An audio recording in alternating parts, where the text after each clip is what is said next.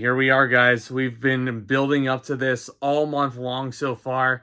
Now we've come to the remake of How to Train Your Dragon. This was once again directed by DeBlois, thank God, the guy from the original trilogy. And you know, when I figured out that Dreamworks was putting out a remake to this thing, trepidatious would be putting it mildly. And this movie tells the story of Hiccup, a young Viking on the island of Berk who defies tradition by befriending a dragon named Toothless. Their unlikely bond reveals the true nature of dragons to the Viking tribe, challenging their long-held beliefs and leading to a new era of peace. Does it sound familiar to you? Yeah? Because that's the exact same plot synopsis as the original from 15 years ago. Because, dear God, let's face it, guys, it's the same movie. It's just in live-action form. I don't want to go too deep down that rabbit hole right now.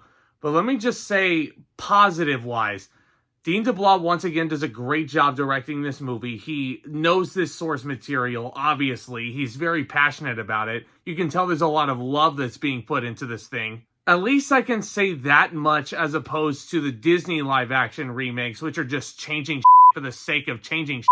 I think the movie's atmosphere is gorgeous once again. I think if you see this in IMAX or even in 3D, it's an ideal viewing experience. John Powell once again returns to compose the score for this, and man, the training scene where Hiccup is flying Toothless really for the first time, when that music swells up, I don't care if I'd seen this already in the original animated movie, but I was like, oh yeah, this is the How to Train Your Dragon that I love. And I also really enjoyed the relationship once again between Hiccup and Toothless. Again, it's very endearing, just like in the original trilogy. And you have young Mason Thames taking on the role of Hiccup. Now, let's face it, he's no Jay Baruchel. And I love Mason Thames in The Black Phone. If you haven't seen The Black Phone before, he was stellar in that movie, and I had glowing things to say about him then. But is it just me, or does it seem like this kid isn't nerdy enough? It almost feels like a transition of going from Tobey Maguire to the better-looking Andrew Garfield in the Spider-Man movies.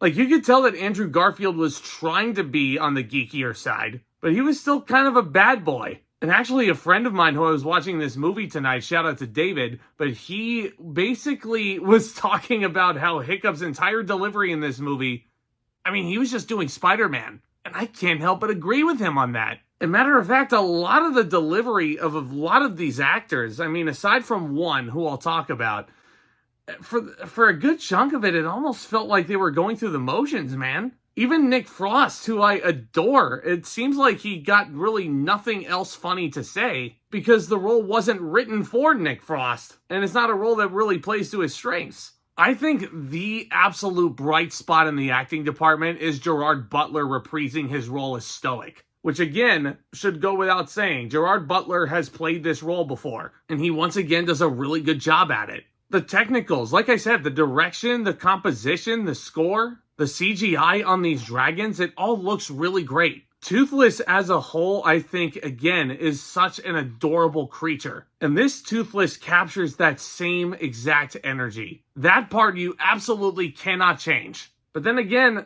nothing about this movie really justified its existence because there wasn't really a whole lot of change going on. This is a classic case of, if it ain't broke, don't fix it. Now, I'm not saying put drastic changes into How to Train Your Dragon and make it worth its existence as a remake. Do not fall down the Disney rabbit hole, please.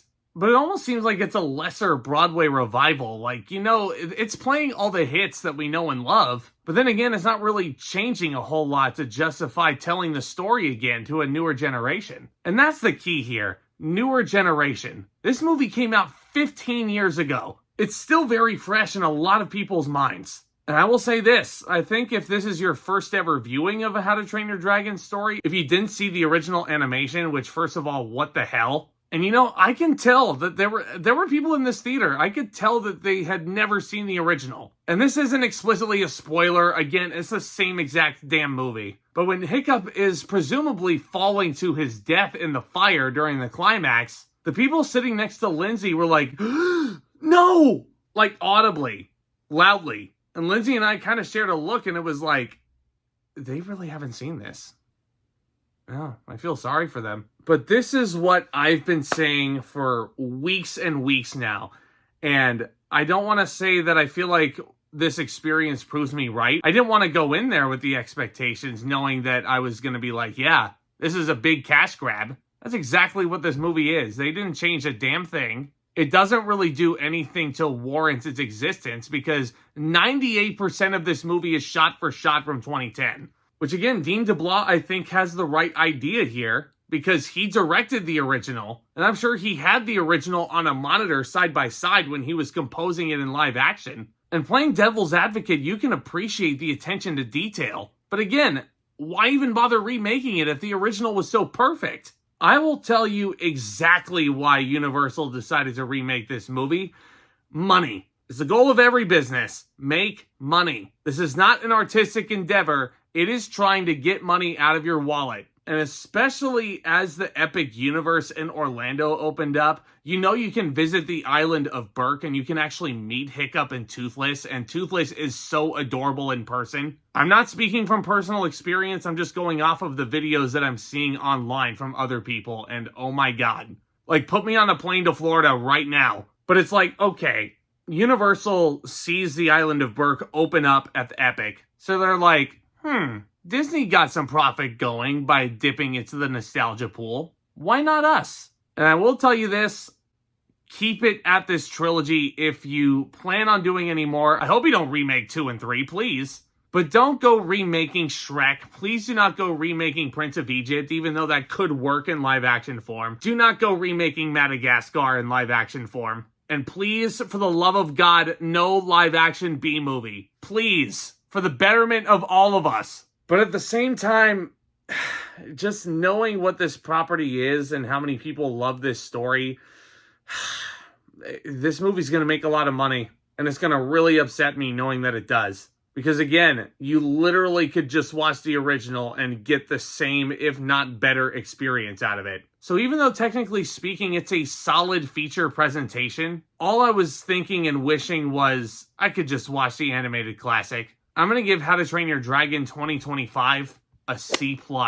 Thank you for nothing, you useless remake. And Dreamworks, please, do not go beyond How to Train Your Dragon with these live action remakes. Just don't do it. If you have to do the trilogy for the sake of your business and for the sake of Epic Universe, go for it. Do not go beyond that, though. Well, let me know what you think. Did you guys really, really love this movie? Have you guys seen it yet? As always, I love getting in front of this camera, and I love discussing all things in movies. I love cathartic experiences like this, where I can just vent with you guys. Hit that subscribe button if you're new. Tap on that thumbs up as well. That would be greatly appreciated. And stay tuned for more videos hitting this channel very soon. You can also follow me on TikTok, where you can see all of my first thoughts videos. And Lindsay and I also just launched our second channel. I will leave a link to it in the description box below so you can join our magic crew. Thank you again so much for your continued support. Y'all are the best, my friends. And with all that being said, Back Talk, commence.